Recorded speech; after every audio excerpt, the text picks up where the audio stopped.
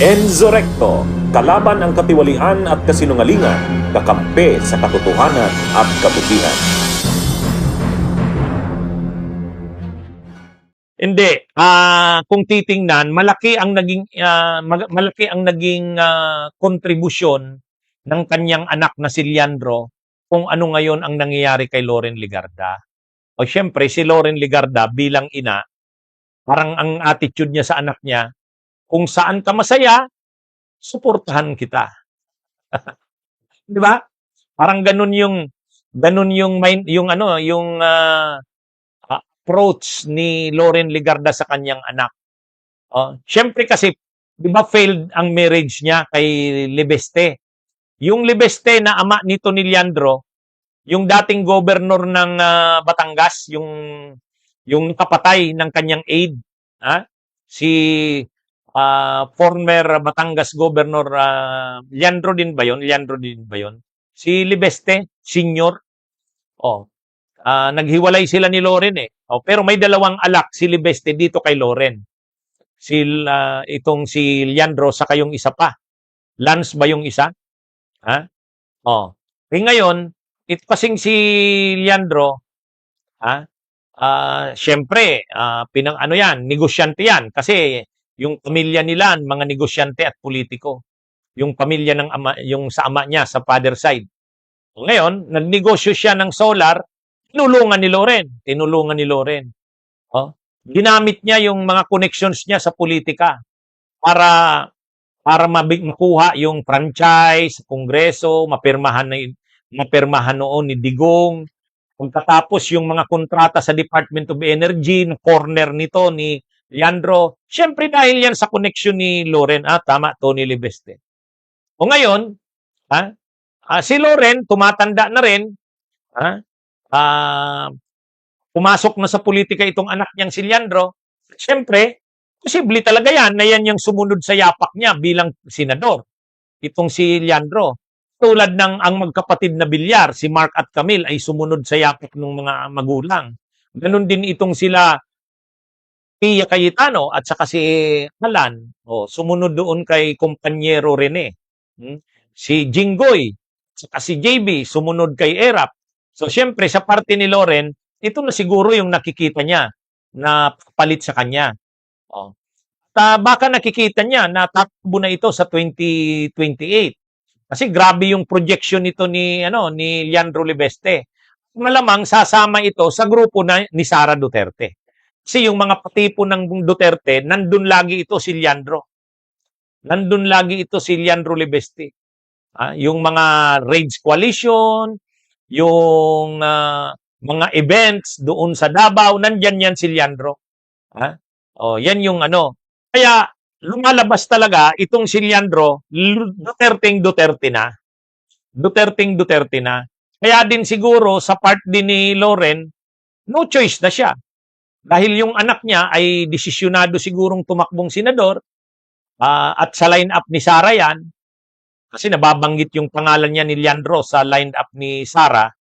So, para kay Loren, saan pa ba siya? Siyempre, sasama na siya sa Duterte. Kaya, kumbaga, sa totoo, si Loren, hindi naman die-hard Duterte yan eh. Nakikipaglaro din yan sa politika. Kaya lang sa sitwasyon ngayon na yung anak niya ay die-hard Duterte, kailangan niya ng samahan ito.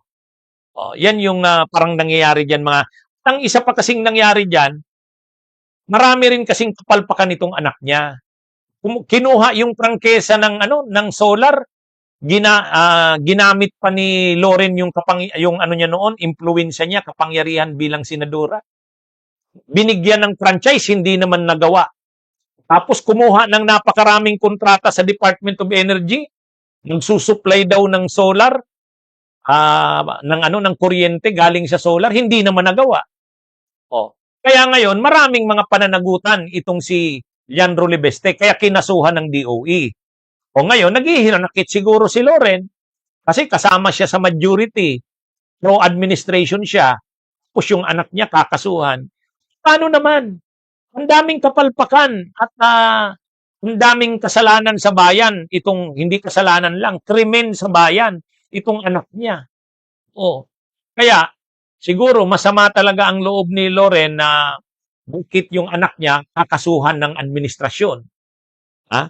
Eh, siyempre kasama siya sa administrasyon. Pero wala siya kailangang managot yung anak niya sa kapabayaan nito at kapalpakan. Kasi kumuha siya ng prangkesa. Binigyan ng prangkesa ng Senado, ng Kongreso, pinirmahan ng Presidente.